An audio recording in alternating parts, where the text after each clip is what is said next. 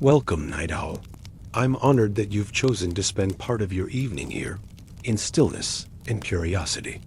Tonight, we drift not into the clamor of war or the gilded halls of a palace, but into the ethereal embrace of steam. We are venturing into a space hidden beneath Rome's daily cacophony, a bathhouse. Yet, this is no ordinary establishment. This one hums with more than just the comforting warmth of heat. It vibrates with the silent symphony of whispers, the intoxicating allure of temptations, and the chilling resonance of warnings. So, I invite you to settle in, find your comfort, and allow your breath to slow. Let the anxieties of your day dissipate, and permit me to guide you, not merely into a building, but into a world where silence speaks volumes, and survival listens with bated breath. The steam, a living entity within these ancient walls, clings to the skin like a whispered secret, thick and slow, deliberately blurring the sharp edges of the polished marble, and indeed, of truth itself. The Roman bathhouse in this moment is not merely a structure of stone and water.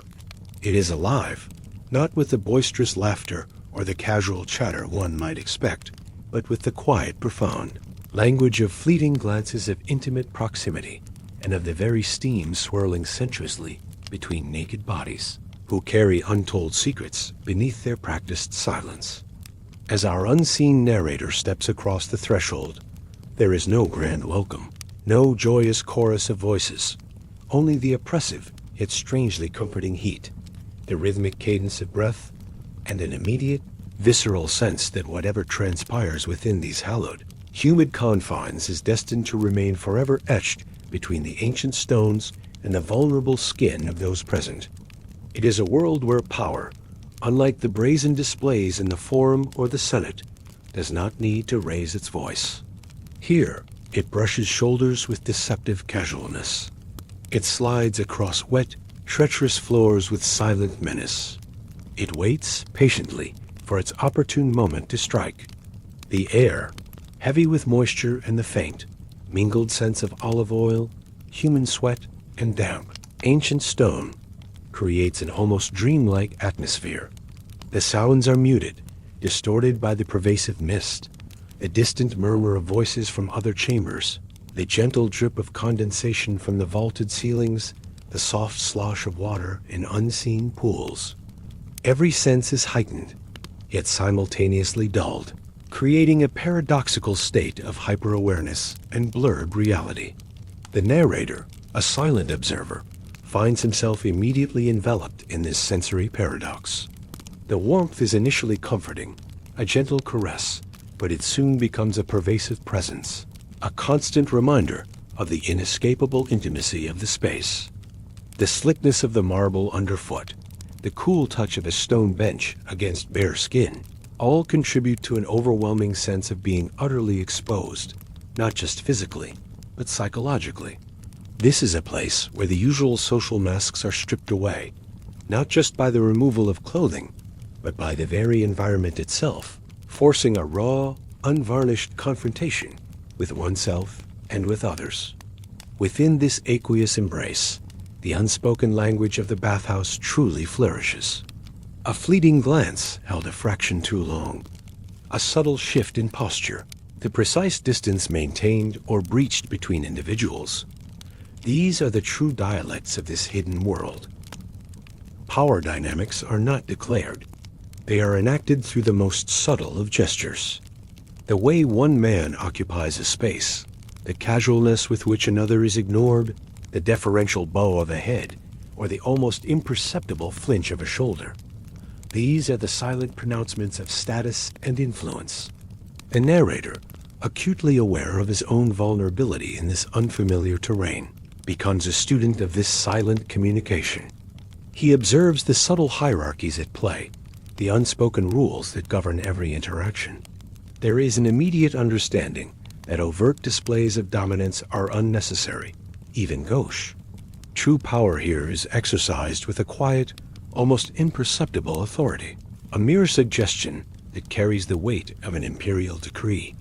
This initial observation sets a tone of cautious intrigue, a recognition that beneath the placid surface of the steam Currents of ambition, desire, and danger flow ceaselessly.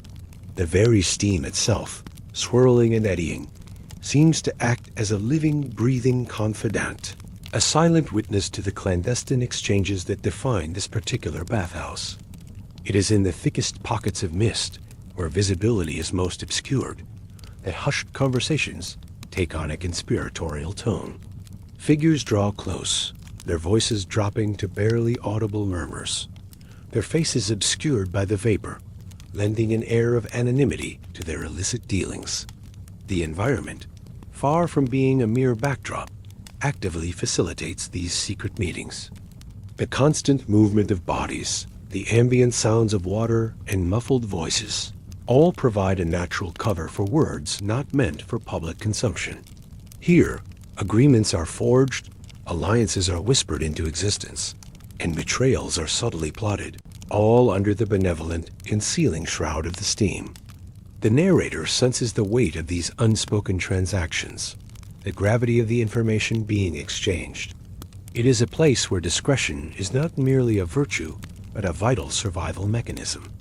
The air is thick with unspoken narratives, with the potential for both immense gain and catastrophic loss, all hanging precariously in the humid atmosphere. This realization introduces a profound tension. The understanding that merely being present, merely breathing the same air, can implicate one in the dangerous games being played. The bathhouse, therefore, transforms from a place of cleansing to a crucible of consequence, where every breath taken is a step further into a labyrinth of power and peril. The transition to the next section is seamless, as the very act of disrobing in such a charged environment immediately brings the naked truth of status into sharp, unavoidable focus. Inside this deceptively egalitarian space, where the very act of disrobing might suggest a leveling of the playing field, the stark reality quickly asserts itself. Even stripped of every stitch of cloth, no one is truly equal. The illusion of shared vulnerability shatters against the unyielding bedrock of Roman social hierarchy. Here, the absence of garments does not erase status. It merely shifts the markers of power from embroidered tunics and gleaming armor to more subtle, yet equally potent indicators. Some individuals recline with an almost regal languor on cool marble benches, their fingers adorned with rings that glint with understated opulence through the swirling mist, their very posture exuding an innate sense of entitlement. Others, by contrast, are observed kneeling, their bodies bent in deference, performing tasks such as pouring water for their superiors or meticulously rubbing fragrant oils into foreign skin. The visual contrast is immediate and profound, a silent testament to the enduring chasm between master and servant, patron and client, even in this most intimate of settings. The narrator, acutely aware of his own position within this unspoken social architecture, feels the palpable weight of countless gazes, not merely from the men of overt power, the senators and patricians whose influence is undeniable, but also from those individuals whose very existence is predicated on observation, the attendants, the slaves, the watchful eyes trained to discern weakness beneath the most sculpted muscle and to detect hesitation behind the most carefully constructed facade of politeness. The body, though physically naked and exposed, is merely a canvas upon which the indelible lines of hierarchy are drawn. There is no mistaking who truly belongs within these privileged confines and who, by a precarious thread, merely survives. At the very edge of that belonging, the illusion of equality, so fleetingly suggested by the universal state of undress, is quickly dispelled by the myriad subtle cues that permeate the bathhouse. It is a masterclass in non-verbal communication, where every gesture, every possession, every interaction serves to reinforce the rigid social stratification of Roman society. The rings, for instance, are not merely decorative. They are signifiers of wealth, family lineage, and political connections. There gleam through the steam a constant reminder of the wearer's elevated standing. The very manner in which one reclines, the casualness of their posture, the effortless command they exert over their surroundings, these are all carefully cultivated expressions of power. Conversely, the bowed head of a servant, the swiftness with which they anticipate a need, the almost invisible movements they make to avoid disturbing their betters, speak volumes about their subservient role. The bathhouse, far from being a democratic space, becomes a microcosm of Rome itself, a geave, stage where the drama of social standing is played out with an almost brutal honesty.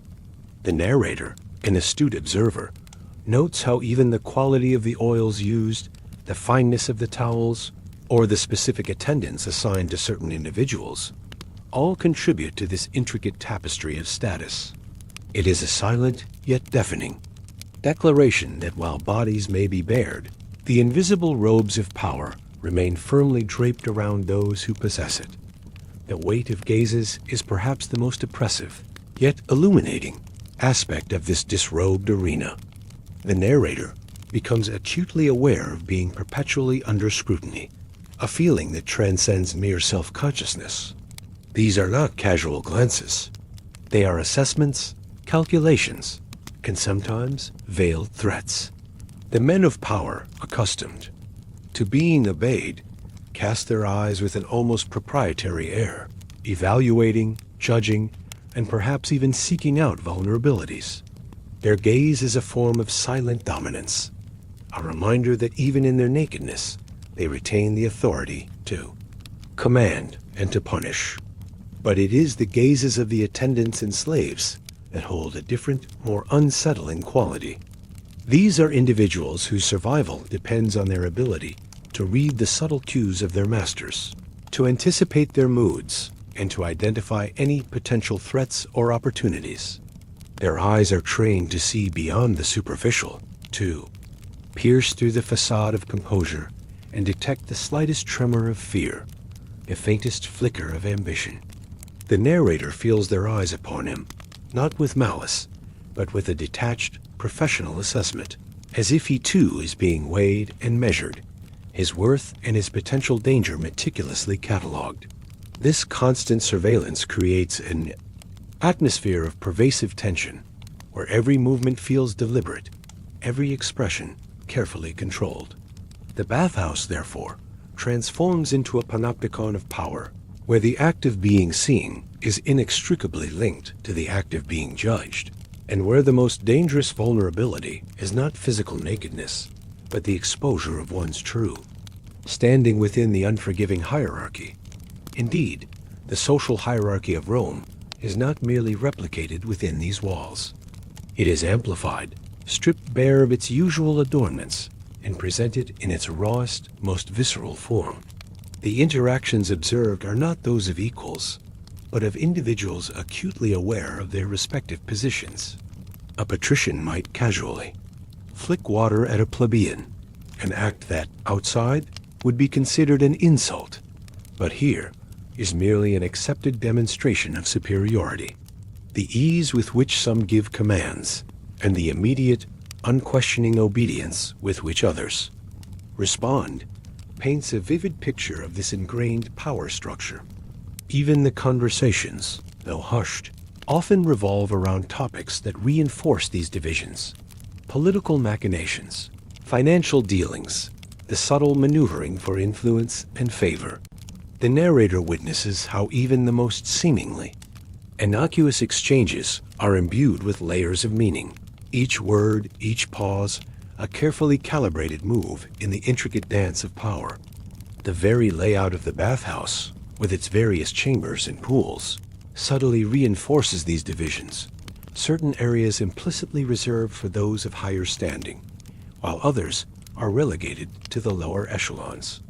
This constant reinforcement of hierarchy, even in a state of physical vulnerability, underscores the pervasive nature of Roman social order, demonstrating that status is not merely a social construct, but an intrinsic part of one's very being, inescapable even in the most intimate of settings.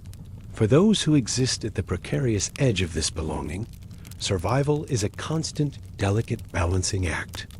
They navigate this space with an almost preternatural awareness, their senses finely tuned to the subtle shifts in mood and power dynamics. For them, the bathhouse is not a place of relaxation, but a minefield of potential missteps. A wrong word, an ill-timed glance, a moment of perceived disrespect, any of these could lead to swift and brutal consequences. They learn to make themselves simultaneously visible enough to serve, yet invisible enough to avoid drawing unwanted attention. Their movements are fluid, their expressions neutral, their presence a quiet hum rather than a distinct note. The risks are manifold. A casual slight from a powerful man could mean a beating, a dismissal, or worse. The narrator observes these individuals with a mixture of pity and admiration, recognizing the immense skill and resilience required to exist in such a liminal space. Their bodies, though naked, are cloaked in an armor of caution and an almost instinctual understanding of self-preservation. They are the silent witnesses, the unseen gears in the vast machinery of Roman power, their very survival a testament to their ability to adapt, to anticipate, and to disappear when necessary. This precarious existence, constantly teetering on the brink of oblivion, serves as a chilling reminder of the unforgiving nature of the Roman world, where even the simple act of bathing can become a perilous negotiation for one's very life. The transition to the next section naturally follows, as the narrator delves deeper into the specific rituals of touch within this environment, revealing how even the most seemingly innocuous physical interactions are imbued with layers of power, surveillance, and unspoken meaning. In the Roman bathhouse, touch transcends its most basic function of hygiene. It becomes a ritual, a complex language spoken through the subtle pressures of hands, the slickness of oil, and the intimate proximity of bodies. But this language is never neutral. Every application of oil, every scrub of skin, every gentle massage is imbued with layers of meaning, a silent dialogue of power, status, and unspoken desires. The hands that spread the warm, fragrant oil across a patron's back are not merely performing a service. They are measuring value, assessing the quality of the skin, the tension in the muscles, and perhaps the very worth of the individual beneath their touch. A back is scrubbed clean, yes, but often not solely for the sake of hygiene. It is an act laden with symbolism, a message conveyed through the vigor of the scrub or the lingering softness of the touch. It can be a demonstration of subservience, a subtle assertion of dominance, or even a veiled warning. The narrator, caught in this intricate web of physical interaction, finds himself constantly deciphering these unspoken messages, wondering what each gesture truly signifies, what unspoken debts are being paid, and what future obligations are being subtly incurred, not through coin, but through the sweat and effort of those who serve. Every movement, every touch, becomes a negotiation, a delicate dance of give and take, where the stakes are often far higher than mere cleanliness. The nuances of touch in this environment are profound, extending far beyond the simple act of physical contact. It is a form of communication that bypasses words, conveying messages of respect, disdain, intimacy, or even threat. The way a servant applies oil, whether with a hurried, almost dismissive gesture, or with a slow, deliberate reverence, speaks volumes about the patron's standing. The pressure of a hand on a shoulder, the firmness of a rub, the duration of a massage, these are all calibrated signals within the bathhouse's unspoken code. For the powerful, touch can be a means of asserting control, a casual imposition of their will upon another's body. For the less fortunate, it is a constant reminder of their subservience, their bodies becoming instruments for the comfort and pleasure of others. The narrator observes how some patrons seem to revel in this physical attention, demanding more, testing the boundaries of their attendance, while others endure it with a stoic resignation, their discomfort masked by an outward display of indifference. This constant interplay of touch and response creates a dynamic tension where the most intimate of acts are stripped of their personal meaning and recontextualized as tools within a larger social and political game. The very act of being touched, or touching another, becomes a performance, a carefully choreographed display of one's place within the rigid hierarchy of Roman society. While the narrator remains the central focus, the implied perspective of the servants who perform these rituals of touch offers a fascinating, almost unsettling, layer of insight. These individuals, often slaves or freedmen, are the silent observers, their hands and bodies intimately involved in the lives of their patrons. They possess a unique vantage point, privy to the unguarded moments and physical vulnerabilities of Rome's elite. Through their daily ministrations, they develop an almost intuitive understanding of their patrons' needs, desires, and even their secrets. They learn to read the subtle cues in a tense muscle, a flinching response, or a sigh of contentment. They know who prefers silence and who uses the opportunity to test their status with idle commands or inappropriate jokes. They are the repositories of countless unspoken observations, their knowledge gleaned not from whispered conversations, but from the very skin they touch. This intimate knowledge, though rarely voiced, represents a subtle form of power. They may not wield political influence, but they hold a unique insight into the true nature of those who do. The narrator, in his observations, hints at this unspoken world of the servants, recognizing that their hands, though subservient, are also keenly observant, their minds constantly processing the information gathered through touch. This creates a pervasive sense of surveillance, where even the most private moments are not truly private, and where the act of being served is also the act of being watched, assessed, and remembered. The process of oiling and scrubbing, seemingly mundane acts of personal care, are in fact deeply ritualized and imbued with profound meaning within the bathhouse. The application of warm olive oil, often infused with fragrant herbs, is not just for lubrication. It is a preparatory act, a symbolic anointing that signifies the transition from the outside world to the intimate, almost sacred space of the baths. The subsequent scrubbing, often with strigils, curved metal implements used to scrape off sweat, oil, and dirt, is a vigorous, almost aggressive act of purification. But beyond the physical cleansing, these acts become a form of assessment and control. The servant's hands, moving over the patron's body, are not just cleaning. They are feeling for imperfections, for signs of weakness, for any physical manifestation of stress or indulgence. The pressure applied, the areas lingered upon, the speed of the movements, all these can convey subtle messages. A particularly rough scrub might be a veiled insult, a reminder of one's place, while an overly gentle touch could be a sign of deference or even flattery. The narrator, undergoing these ministrations, is acutely aware of this unspoken dialogue. He feels the hands on his skin, not just as a physical sensation, but as a conduit for information, a constant reminder that he is being evaluated, his body a text to be read by those who serve him. This transforms the act of personal care into a performance, a subtle power play where the most intimate moments are subjected to scrutiny and interpretation, reinforcing the pervasive atmosphere of surveillance that defines the bathhouse. Indeed, every gesture, every physical interaction in the bathhouse is a negotiation, a subtle exchange of power and obligation. The act of receiving a massage, for instance, is not simply about physical relaxation. It is about the patron's ability to command and the servant's obligation to obey. The duration of the massage, the specific techniques employed, the willingness of the servant to endure discomfort, these are all elements within a silent bargain. A patron might demand an unusually long or strenuous massage, not out of genuine need, but as a test of the servant's endurance and loyalty. Conversely, a servant might subtly convey their displeasure through a slightly too firm grip or a deliberate slowness, a quiet act of resistance within the confines of their subservience. The narrator observes these micro-negotiations constantly.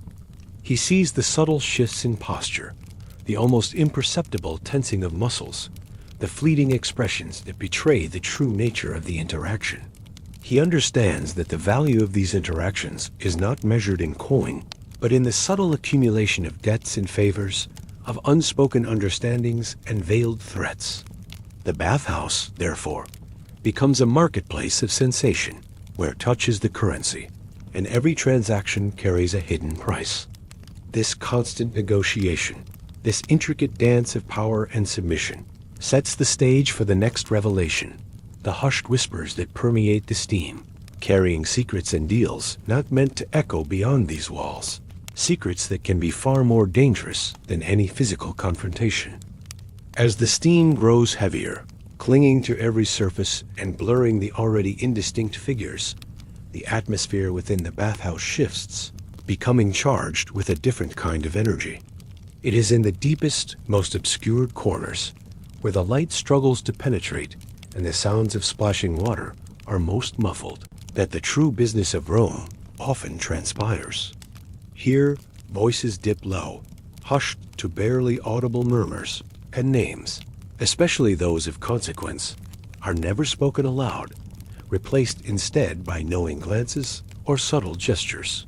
Men draw close, their bodies almost touching, not out of affection or camaraderie, but for the cold, calculated purpose of influence.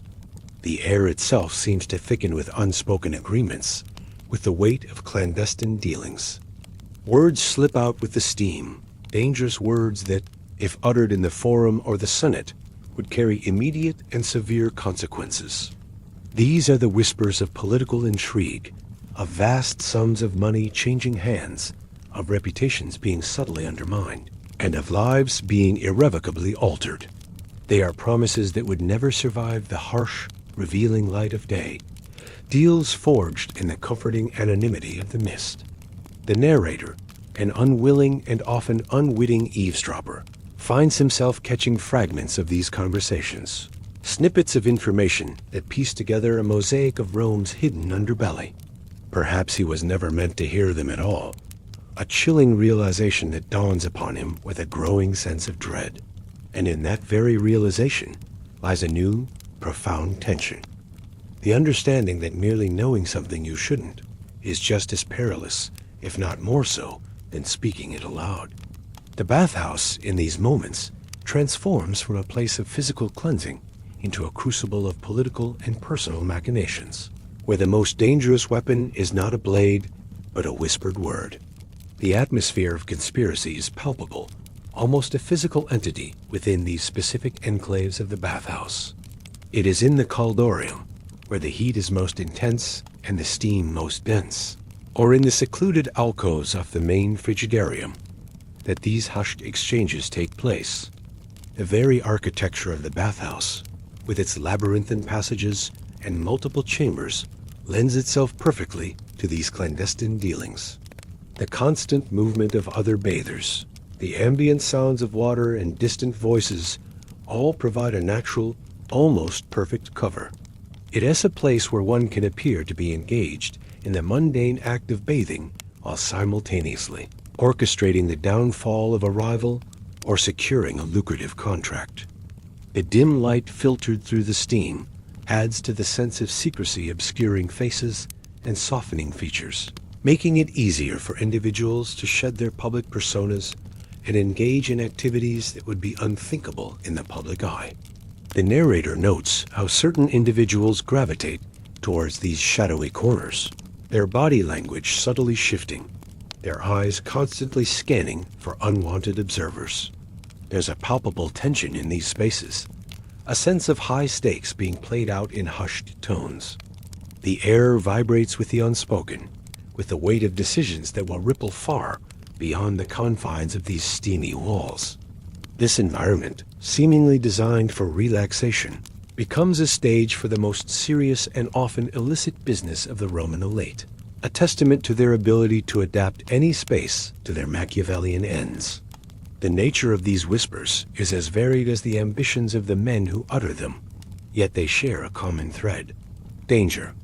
One might overhear a senator subtly negotiating a bribe for a crucial vote, his voice barely a murmur as he outlines the terms of the illicit exchange.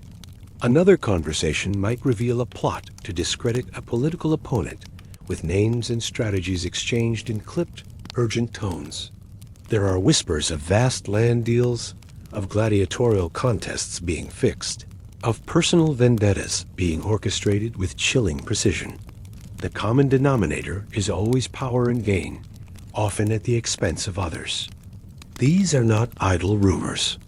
They are the blueprints of Rome's hidden machinations, the true levers of influence pulled behind the scenes. The narrator, piecing together these fragments, understands the immense gravity of the information. These words, though soft, carry the weight of fortunes, reputations, and even lives. They are the antithesis of the public pronouncements made in the Forum, the true, unvarnished reality of Roman politics and society. The danger lies not just in the content of the whispers, but in the very act of hearing them. To be privy to such secrets is to become entangled, whether willingly or not, in a web of intrigue that can ensnare even the most innocent bystander.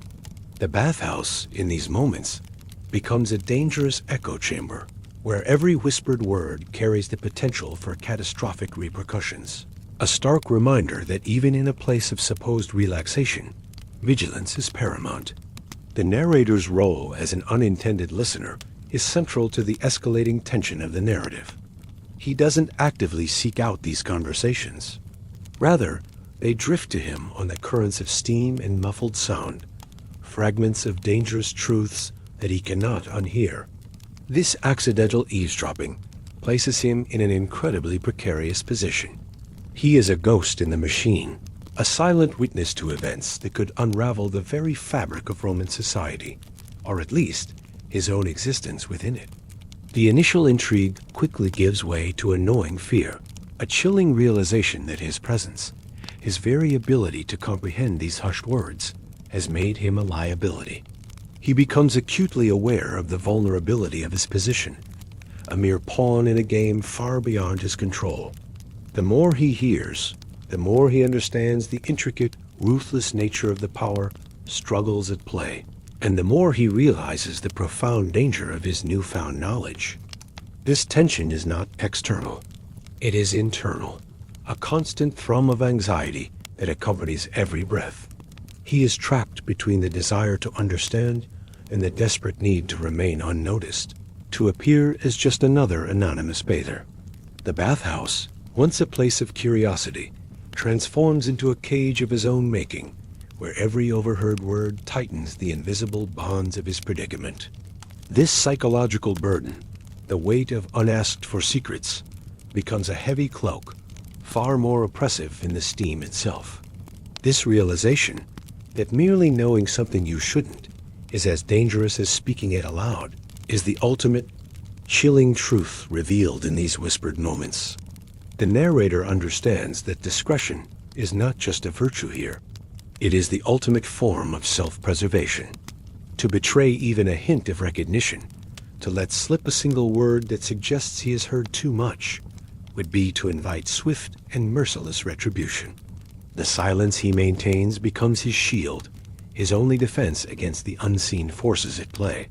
He learns to cultivate an expression of detached indifference, to control his breathing, to master the art of appearing utterly absorbed in his own thoughts or the simple act of bathing.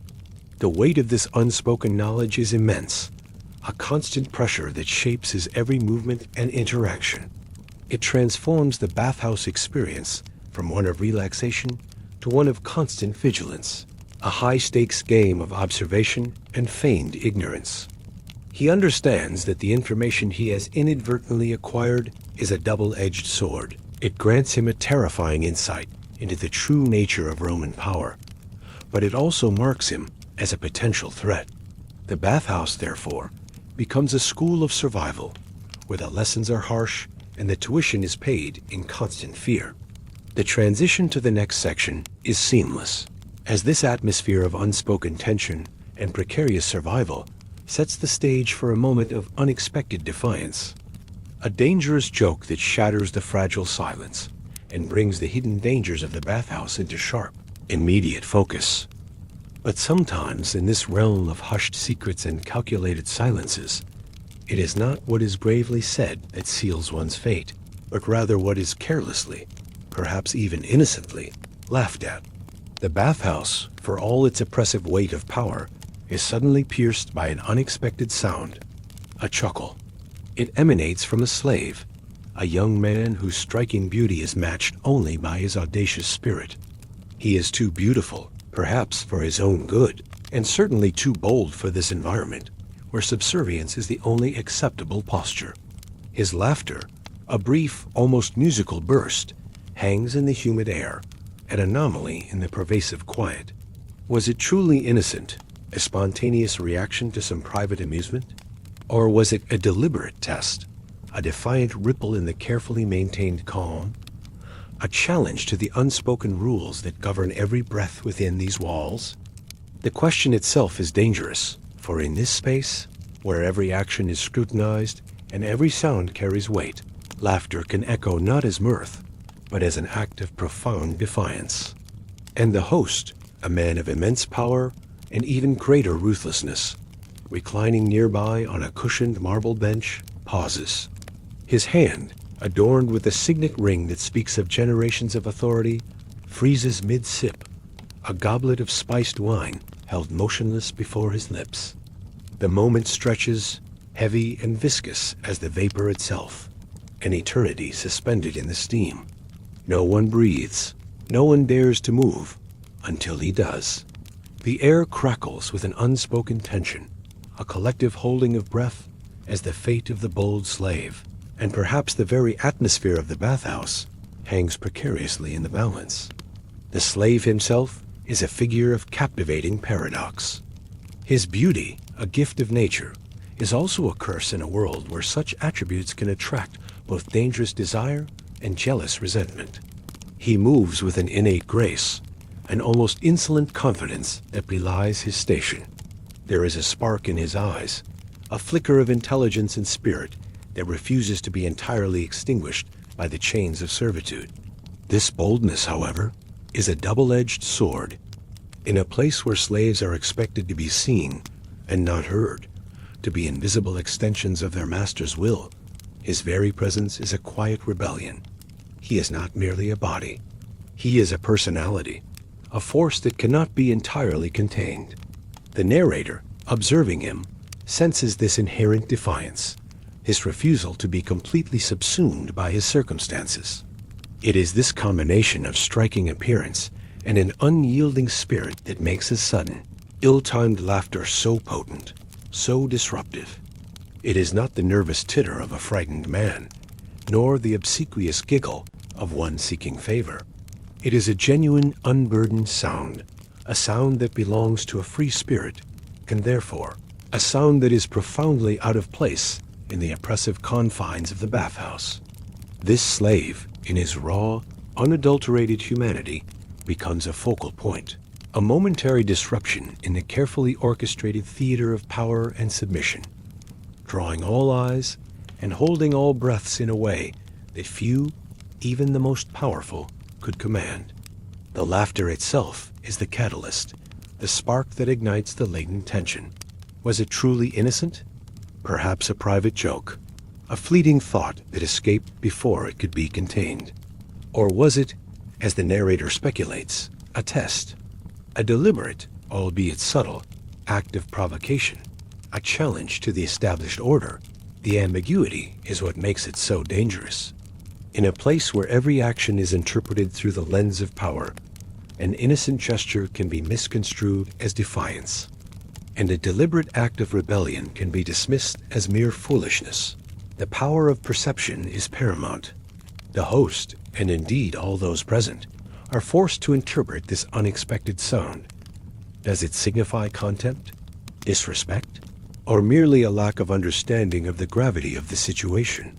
The bathhouse, with its blurring steam and hushed conversations, is a place where reality is often fluid, where intentions are rarely transparent. The slave's laughter, therefore, becomes a Rorschach test for those who hear it, revealing more about their own anxieties and assumptions than about the slave's true intent. But regardless of its origin, the effect is undeniable.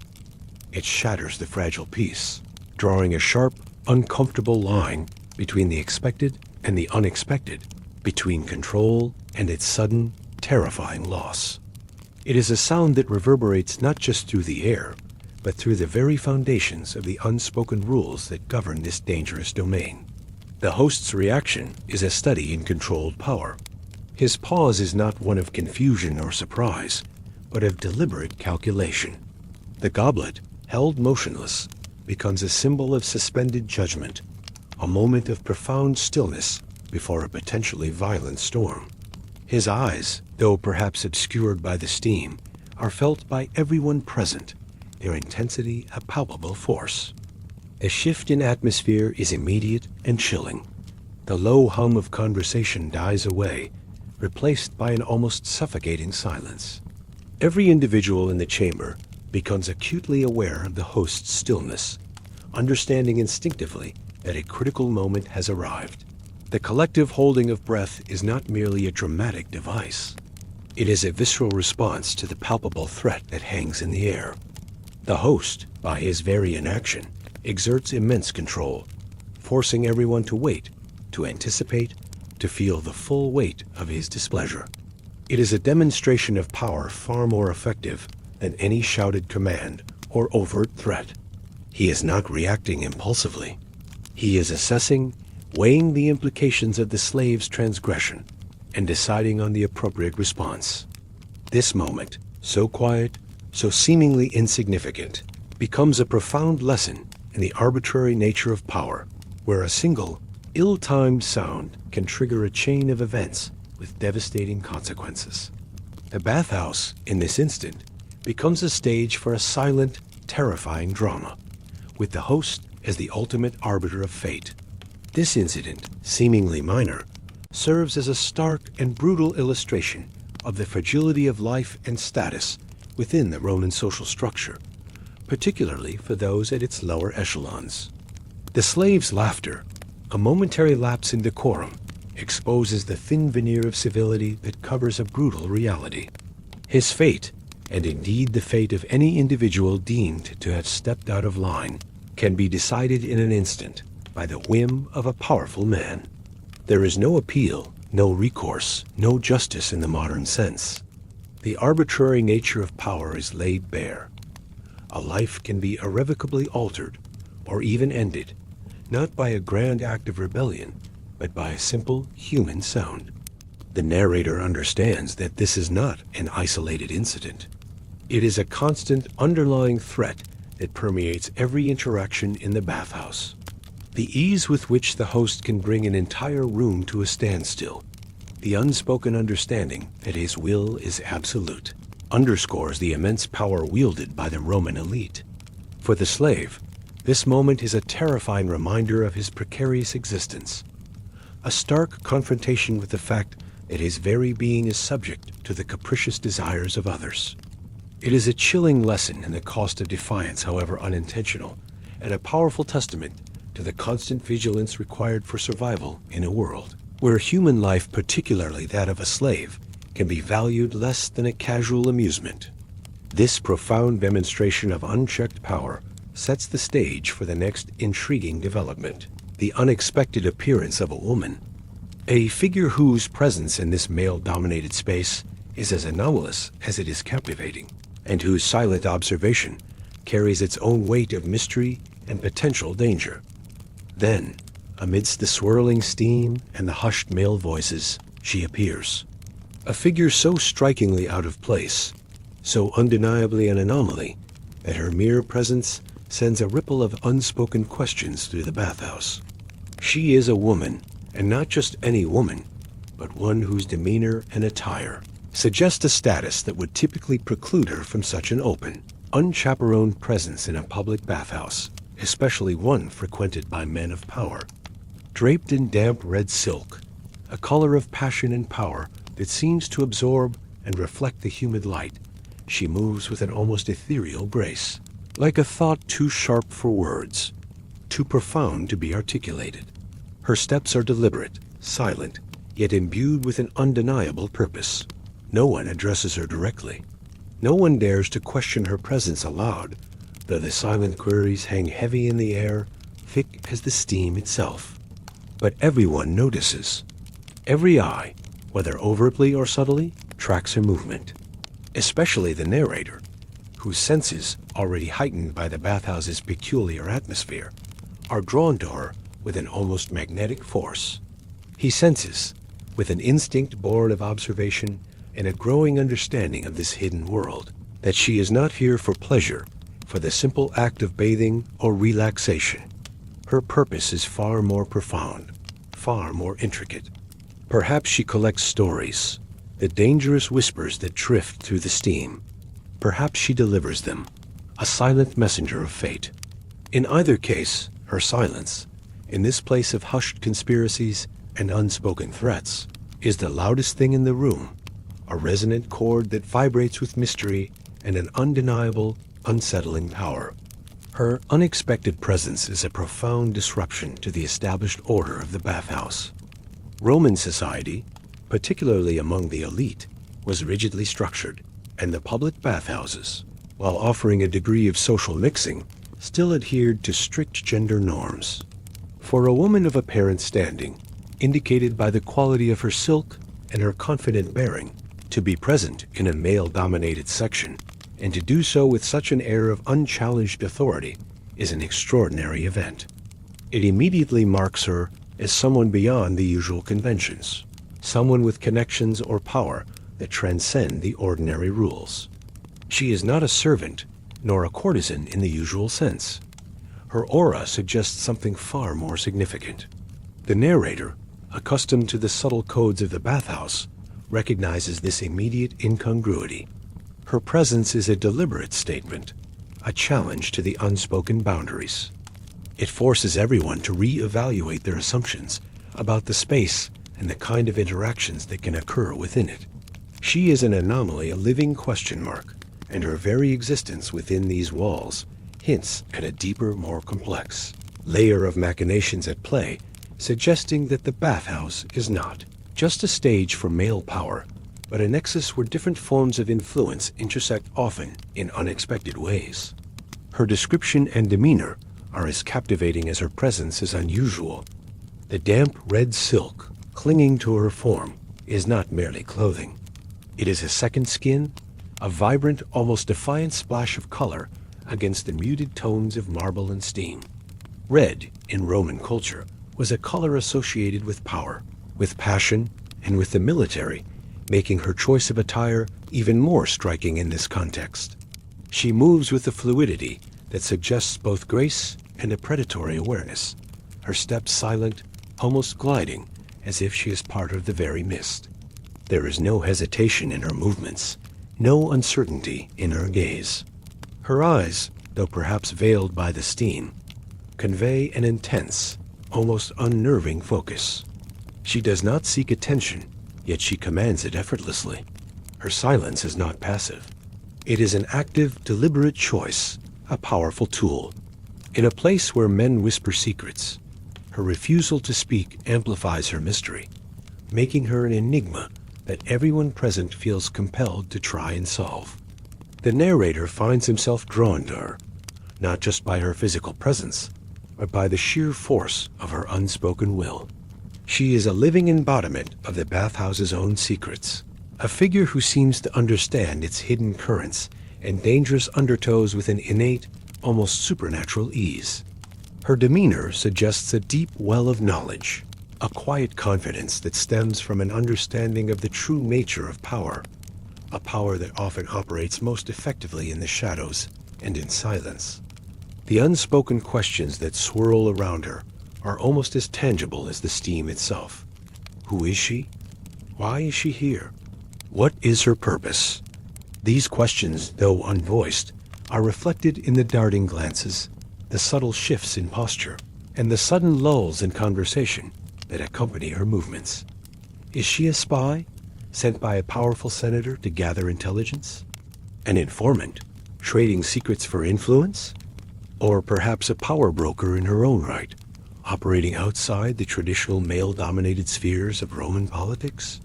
The narrator, like others, engages in this silent speculation, trying to fit her into the known categories of Romang society, and failing. Her presence defies easy categorization, making her all the more intriguing and potentially dangerous. The fact that no one challenges her, no one openly questions her right to be there, speaks volumes about the perceived power she wields, or the power of those who protect her. This collective acceptance of her anomaly only deepens the mystery, suggesting that her influence is either too great to be confronted or too subtle to be immediately understood. She is a living riddle, and her movements through the bathhouse are like the turning pages of a dangerous, unwritten story, each step revealing a new layer of intrigue and uncertainty. The narrator's intuition about her purpose proves to be chillingly accurate. She is not there for pleasure. Her presence is too deliberate, too focused, to be merely recreational. She is an active participant in the hidden games of the bathhouse, though her role is yet unclear. The idea that she collects stories resonates deeply with the narrator as own experience of inadvertently gathering dangerous information. She might be a silent archivist of whispers, compiling a mental dossier of all the illicit dealings and treasonous remarks that pass through these walls. Or, perhaps even more unsettling, she delivers them. She could be a messenger, a conduit for information that shapes the destinies of men. Her silence, then, is not merely a personal trait, but a professional necessity, allowing her to observe without revealing, to influence without overtly acting. Her very existence in this space alters its dynamics, adding a new layer of complexity and danger. The male-dominated power struggles now have a silent, enigmatic female observer, one who seems to possess a unique understanding of the true currents of influence. Her presence underscores the idea that power in Rome is not always overt, not always male, and certainly not always confined to the public arenas. It can be found in the most unexpected places, wielded by the most unexpected figures, and often it operates most effectively in the quiet humid shadows of a bathhouse, where a woman in red silk can be the most potent force of all. This unsettling realization about the woman in red prepares the ground for the next scene, where the intoxicating allure of wine becomes a tool loosening tongues and revealing secrets that should have remained buried further, highlighting the precarious nature of discretion in this treacherous environment. In the Roman bathhouse, wine is poured freely, a seemingly innocuous offering that serves multiple purposes. It is spiced and sweetened, designed to be palatable, to soothe the senses, and to encourage relaxation. Yet, not every cup is meant merely to relax. Indeed, for some, it is a potent tool, a liquid key designed to unlock secrets and dismantle inhibitions.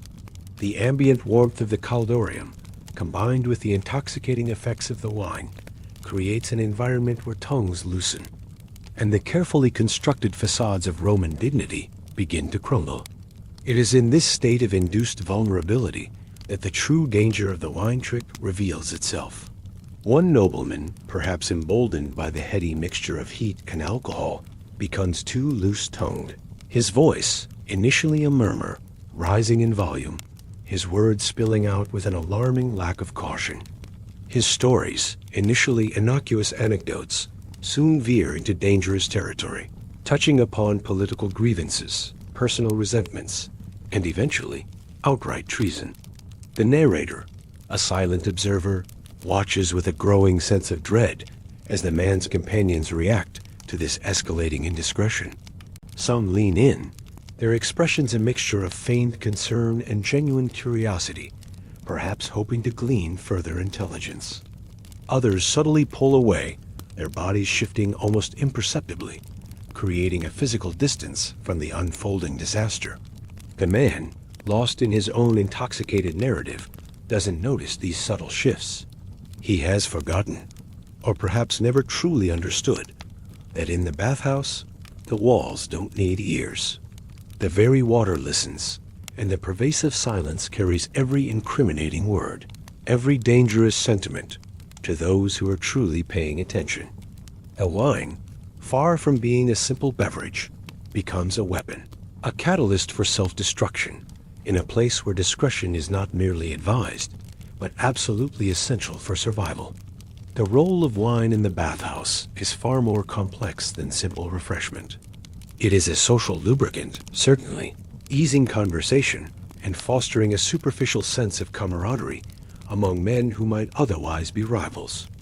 But it is also a strategic instrument.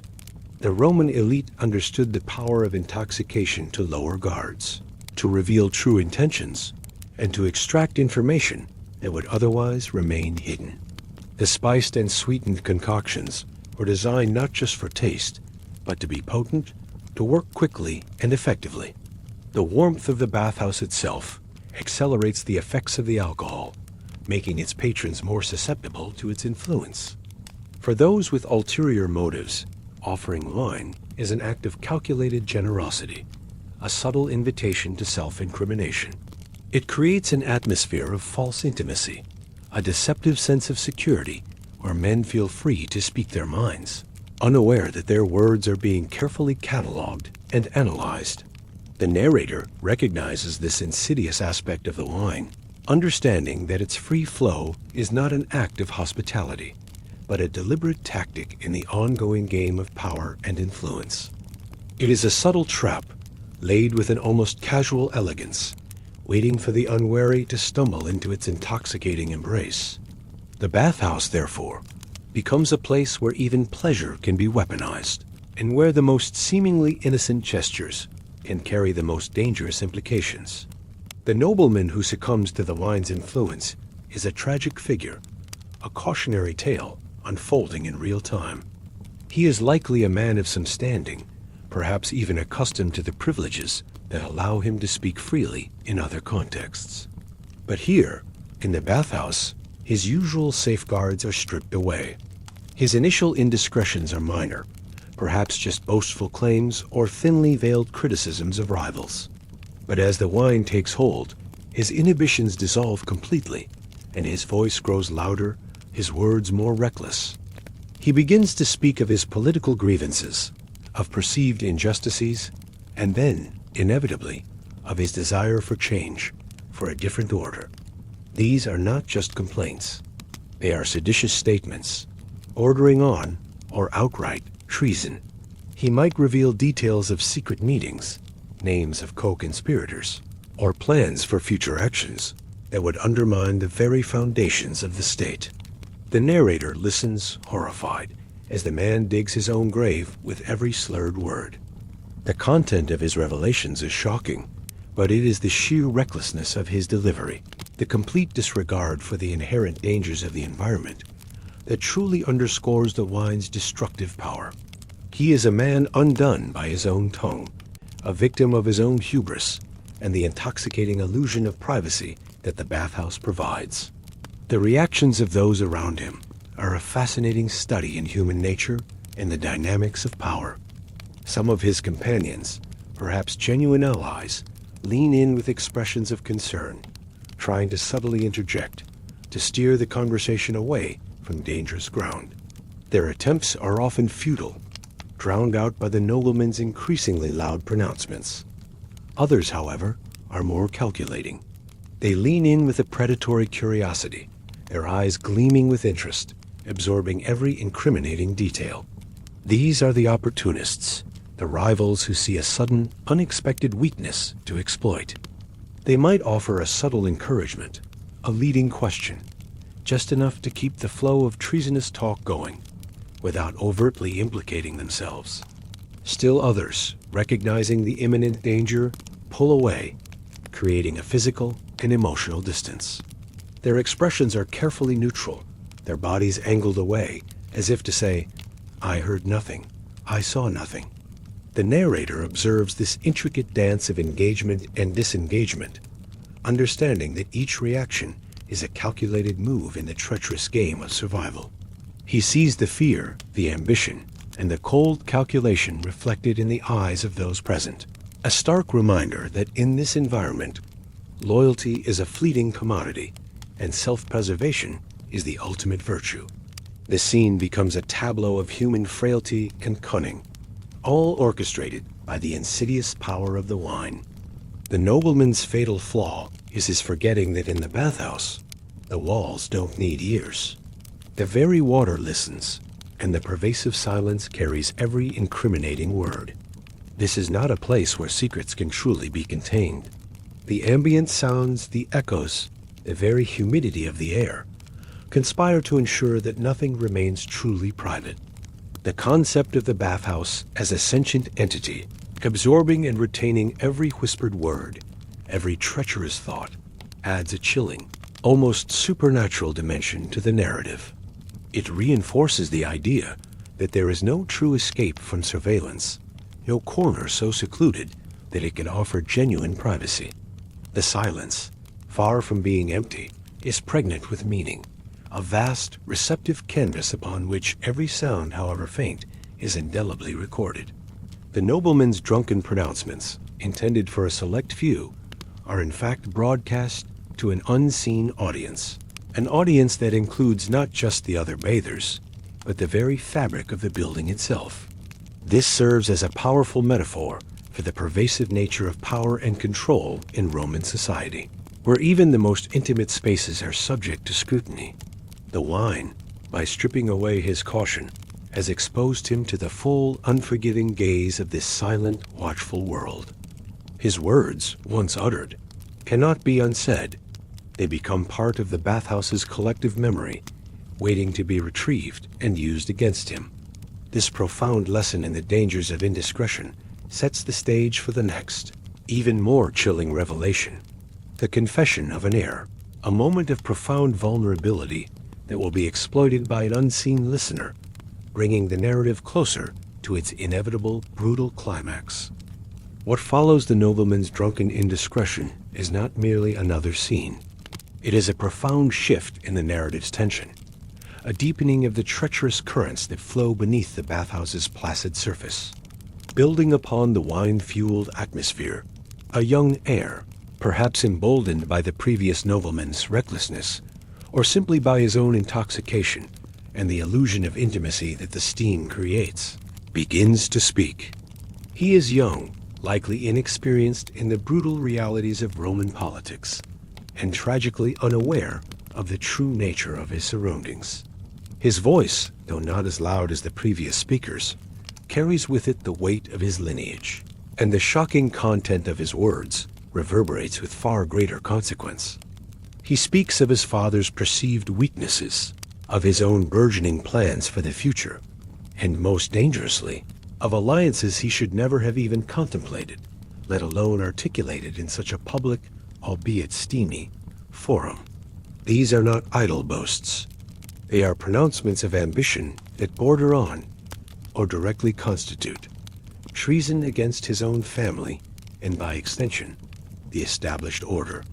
The narrator, by cruel twist of fate, is close enough to hear every damning word, every damning detail. He is a silent, unwilling recipient of this dangerous confession, yet he is not close enough to be included, to be considered a confidant or an accomplice. And that distinction, that razor-thin line between witness and participant, could cost him everything. Because, as the young heir's words hang heavy in the humid air, the narrator senses, with a chilling certainty, that behind a nearby marble pillar, someone else is listening too. Someone who never forgets what is whispered in steam, someone whose memory is a weapon, and whose presence signifies an impending, irreversible doom. The connection to the previous scene is undeniable, a seamless continuation of the bathhouse's insidious ability to exploit human weakness. The wine, having already loosened one tongue, now claims another, perhaps even more significant, victim. The young heir, likely accustomed to a life of privilege and deference, has never truly learned the art of discretion, a skill vital for survival in the cutthroat world of Roman power. He sees the bathhouse not as a den of intrigue, but as a sanctuary, a place where the usual rules of conduct are relaxed, where intimacy is fostered, and where confidences can be shared without fear of reprisal. This naive perception is his undoing. He is emboldened by the atmosphere, by the casual nakedness, by the shared vulnerability, mistaking it for genuine trust. He believes himself to be among friends, or at least among those who would not betray him. The narrator, having already witnessed the brutal consequences of such misjudgments, observes the air with a growing sense of foreboding. The scene is a stark reminder that in this environment, the most dangerous illusions are those of safety and intimacy, and that the very elements designed for relaxation can be subtly manipulated to serve far more sinister ends. The heir's intoxication is not merely a physical state. It is a metaphor for his political naivete, his inability to see the hidden dangers lurking beneath the surface of apparent camaraderie. The nature of the confession is devastating in its implications. The heir reveals not just dissatisfaction, but a profound disrespect for his father, the very source of his power and privilege. He speaks of his father's weakness, a word that, in Roman society, could be a death sentence for a political career. He then outlines his own plans, ambitious schemes that likely involve usurping his father's authority or circumventing established protocols. But the most damning revelation is his mention of alliances he should not have. These are not casual friendships. These are political pacts, potentially with rivals of his family, or even with factions deemed disloyal to the state. The gravity of his words is immense. Such a confession, if heard by the wrong ears, could lead to his disinheritance, his exile, or even his execution. The narrator, absorbing these details, understands the sheer magnitude of the heir's folly. He is not merely gossiping. He is committing political suicide, laying bare his ambitions and his vulnerabilities for anyone astute enough to listen. The bathhouse, in this moment, becomes a confessional, but one where the priest is a silent, unseen predator, and the penance is likely to be severe and irreversible. The heir's words are not just a betrayal of his father. They are a betrayal of the very system that has nurtured him, a reckless gamble with his future and, potentially, the future of his entire lineage.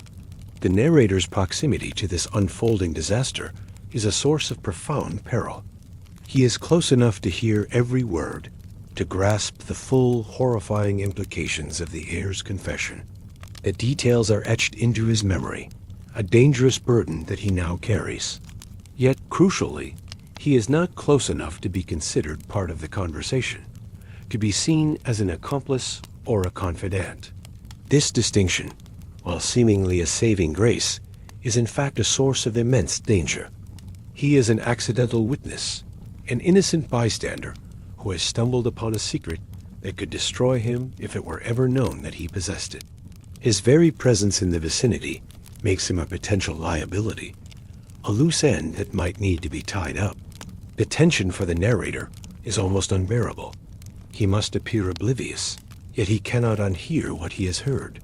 He must maintain his composure, his expression carefully neutral, even as his mind races with the implications of the heir's words. This precarious position, caught between knowledge and the desperate need for ignorance, underscores the constant threat that permeates the bathhouse. It is a place where even passive observation can be a fatal mistake, and where the act of listening can be an act of self-incrimination. The narrator's survival now hinges on his ability to navigate this treacherous terrain, to become invisible once more, to erase his presence from the memory of this damning confession. And then, the chilling realization. Behind the pillar, someone else is listening too. This unseen listener is the true threat, the silent predator who has been patiently waiting for such a moment. This is not a casual eavesdropper, but a deliberate agent, someone whose purpose in the bathhouse is to gather such intelligence. Their presence is a stark contrast to the heir's drunken carelessness.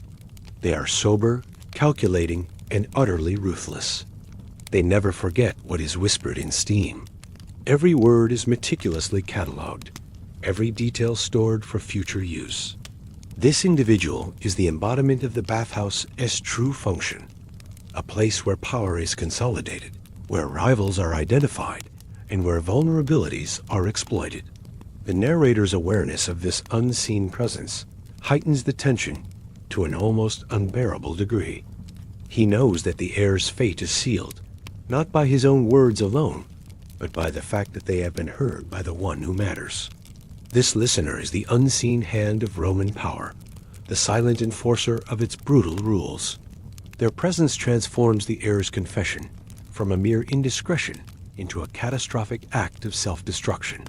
The bathhouse, in this moment, becomes a trap, and the heir, along with the narrator, are caught within its unforgiving jaws. This chilling revelation sets the stage for the inevitable consequence, the brutal and silent punishment that will follow, a stark demonstration of the bathhouse's ultimate power. And then it happens. The culmination of all the unspoken threats, the whispered warnings, and the pervasive tension that has permeated the bathhouse since the narrator's arrival. Yet the punishment, when it comes, is not what one might expect. The bathhouse does not scream. It does not erupt in a cacophony of violence or a dramatic display of retribution. It does not judge with overt pronouncements or public shaming. Instead, it acts with a chilling, almost surgical precision, a testament to the subtle yet brutal efficiency of Roman power when exercised in its most intimate and clandestine settings. In a far corner, obscured by the thickest veils of steam, a man is taken aside. There is no struggle, no overt violence, no desperate cries for mercy. Just a nod, almost imperceptible, from one figure to another. A towel, perhaps carelessly, perhaps deliberately, dropped to the slick marble floor. A hand, firm and unyielding, placed over a mouth, silencing any potential outcry before it can even begin. And then, a silence. A profound, absolute silence that is added to the already vast collection of unspoken truths and hidden horrors that the bathhouse has accumulated over centuries. The narrator, though he does not see the body, does not witness the final, brutal act, understands. He doesn't need to. The implications are clear, the message unmistakable. That moment so quiet, so small, so utterly devoid of overt drama echoes louder than any speech ever could, a chilling testament to the true nature of power in this ancient world, where the most devastating acts are often those performed in the deepest, most terrifying silence. The subtlety of Roman justice, particularly in this context, is a terrifying departure from the public spectacles of the Forum, or the brutal efficiency of the legions. Here, in the intimate confines of the bathhouse, justice is not about public deterrence. It is about quiet elimination, a discreet removal of an inconvenient element. There are no shouts, no flailing limbs, no blood. The very absence of these expected elements of violence makes the act all the more chilling. It speaks to a level of control, a pervasive authority that can execute its will without drawing attention, without disturbing the delicate balance of the bathhouse's clandestine operations.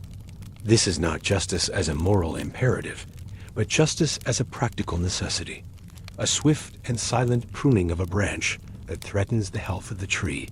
The victim, whether the loose-tongued nobleman or the heir who spoke treason, is simply erased, his presence dissolving into the steam as if he were never there.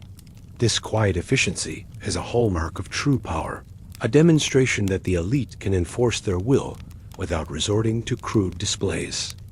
It reinforces the idea that the bathhouse is a law unto itself, a shadow court, where judgments are passed and sentences are carried out with an almost supernatural discretion. The narrator, having witnessed the buildup of tension, the subtle warnings, and the escalating indiscretions, understands that this is the inevitable conclusion, a grim punctuation mark at the end of a dangerous sentence. The bathhouse in its silent execution becomes a mirror reflecting the darker, more ruthless aspects of Roman governance, where the appearance of order is maintained even as brutal acts are committed just out of sight. The mechanics of the punishment are deliberately understated, almost ritualistic in their simplicity, yet profoundly effective in their chilling impact. The nod is the initial signal, a silent command passing between individuals who understand its full, deadly implication. It is a gesture of absolute authority, requiring no verbal confirmation, no further explanation. The towel dropped is a symbolic act, a final severance from the world of the living, a quiet surrender of one's earthly possessions. It is a detail that speaks volumes, suggesting a finality that transcends mere physical removal. And then, the hand over a mouth. This is the most visceral and terrifying detail, for it speaks directly to the silencing of dissent, the eradication of voice. It is not a struggle, but a firm, unyielding pressure, designed to prevent any sound, any last gasp of defiance or terror. The victim is not allowed the dignity of a scream, not even a whimper. His end is to be as silent and unremarked upon as his transgression was reckless. The lack of struggle, the absence of outcry, suggests either a swiftness that leaves no time for resistance, or a terror so profound that it paralyzes the victim into submission.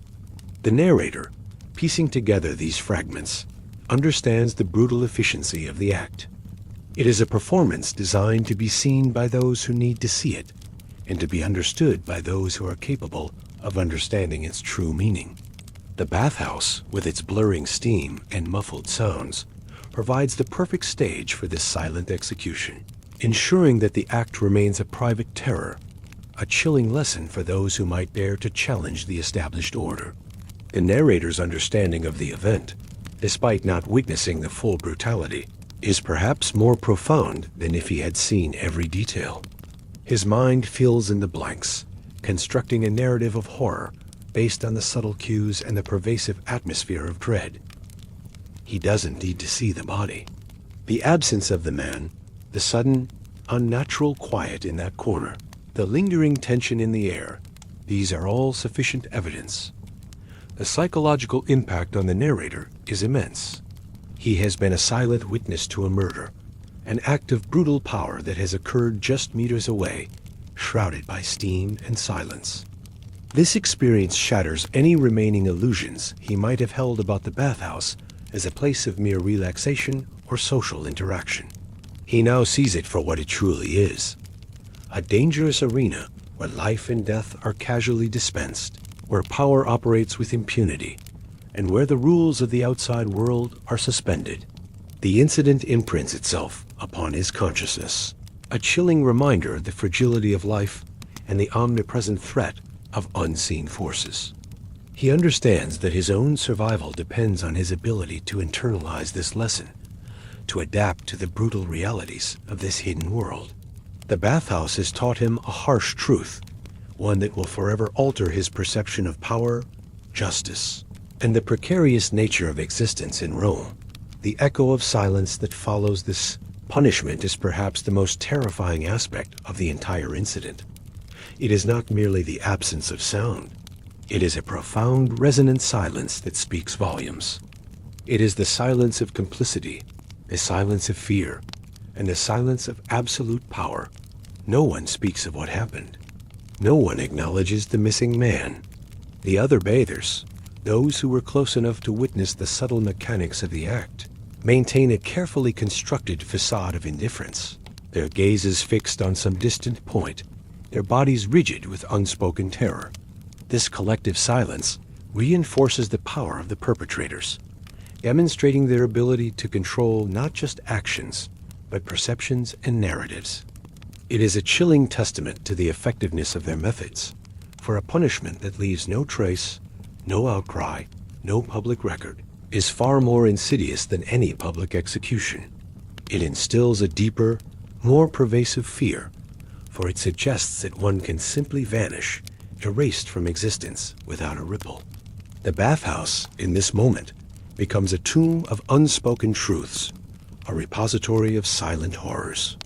The narrator, immersed in this oppressive quiet, understands that this silence is the ultimate weapon, a tool of control that extends far beyond the physical act of violence.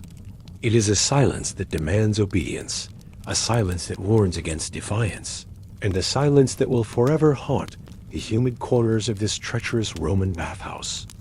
This profound and unsettling silence serves as the perfect bridge to the final section, where the narrator reflects on the ultimate price of survival in such a world, and the quiet, almost imperceptible ways in which one must learn to forget in order to endure. When the narrator finally leaves the Roman bathhouse, stepping out of the humid conspiratorial embrace of the steam and into the crisp, cool air of the Roman evening, the world feels profoundly different. It is not because something overtly extraordinary happened, not a grand battle or a public spectacle that would be recounted in the forum. Rather, it is precisely because it didn't. Because what transpired within those walls was a chilling demonstration of how things truly work in the hidden underbelly of Roman power. The contrast between the oppressive intimacy of the interior and the vast, indifferent expanse of the city outside is stark, almost disorienting. The sounds of Rome, the distant rumble of carts, the murmur of voices from the taverns, the barking of dogs, seem sharper, clearer yet also strangely muted, as if he has emerged from a dream into a reality that is now irrevocably altered. The psychological shift within the narrator is palpable. He carries with him not the physical grime of the bathhouse, but the indelible stain of its secrets, the chilling knowledge of its ruthless efficiency. The bathhouse, once a place of curiosity and mild intrigue, has revealed itself to be a microcosm of Roman power dynamics, a brutal arena, where survival is measured not by strength or virtue, but by a chilling understanding of when to look away, when to remain silent, and most crucially, what never ever to repeat.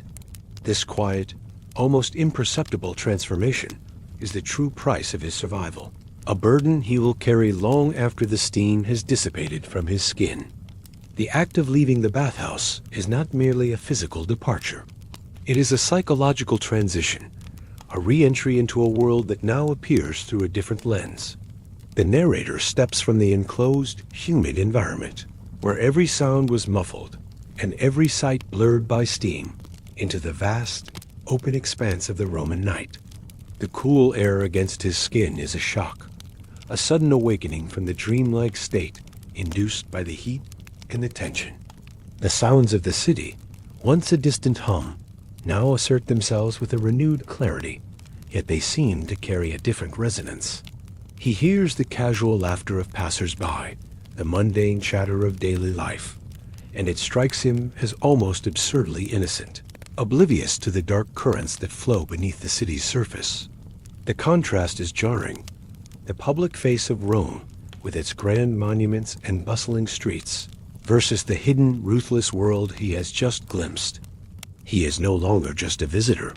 He is an initiate, privy to a truth that most Romans, even those of high standing, might never fully comprehend. This emergence is not a liberation, but a recalibration, a forced adjustment to a reality that is far more complex and dangerous than he had ever imagined. The bathhouse has left its mark, not on his body, but on his soul, a subtle yet profound alteration that will forever color his perception of the world. The psychological shift within the narrator is the most significant consequence of his experience. He has witnessed the raw, unvarnished exercise of power, stripped of its usual ceremonial trappings. He has seen how easily life can be extinguished, how casually secrets are traded, and how effortlessly reputations can be destroyed. The bathhouse has served as a brutal classroom, teaching him lessons that no amount of formal education could impart. He understands now that the true power in Rome often operates in the shadows, through whispers and subtle gestures, rather than through overt displays of force. This realization is unsettling, for it means that danger can lurk anywhere, even in the most seemingly innocuous spaces. His perception of human nature has also been irrevocably altered. He has seen the depths of human ambition, the casual cruelty, and the chilling indifference to suffering. The world, once a place of clear distinctions, now appears as a complex web of hidden motives and unspoken threats. This newfound understanding is a heavy burden, a constant awareness that makes it difficult to return to the naive innocence of his former self. He is now a man who sees too much, who understands too deeply, and who carries the weight of secrets that are not his own. The bathhouse has not just changed his perspective. It has fundamentally reshaped his inner landscape, leaving him with a profound sense of unease and a heightened awareness of the precariousness of existence. The idea that survival is measured not by strength, but by knowing when to look away, is the central, enduring lesson of the narrator's ordeal. In a world where overt defiance can lead to swift and brutal consequences, the true art of self-preservation lies in discretion, in the ability to become invisible, to feign ignorance, and to master the art of strategic blindness. He understands now that to challenge the powerful directly is often an act of self-destruction. Instead, one must learn to navigate the treacherous currents of influence with a quiet cunning, to observe without being observed, and to listen without appearing to hear. The phrase, knowing when to look away, encapsulates this philosophy of survival. It is an active choice, a deliberate act of self-preservation that requires immense discipline and an almost preternatural awareness of one's surroundings. It means suppressing one's natural curiosity, stifling one's moral outrage, and prioritizing one's own safety above all else. This is the quiet price of survival, a constant vigilance that demands the suppression of one's true feelings and the adoption of a detached, almost robotic demeanor. The Bathhouse has taught him that in this world, the most dangerous thing one can possess is knowledge, and the safest thing one can be is ignorant, or at least appear to be so. This lesson is not about cowardice, but about pragmatism, a cold, hard truth about the realities of power in ancient Rome. And finally, the most chilling aspect of survival's quiet price, what never to repeat and the implicit need to forget. The secrets he has witnessed, the acts of brutality he has inferred, the dangerous truths he has absorbed, these must be buried deep within his consciousness, never to be spoken, never to be acknowledged. To repeat them, even to a trusted confidant, would be to invite the very danger he has just narrowly escaped. The act of forgetting, therefore, becomes a vital survival mechanism, a deliberate erasure of memory that protects him from the consequences of his knowledge. This is not a natural forgetting, but a forced amnesia, a conscious effort to compartmentalize and suppress the traumatic events.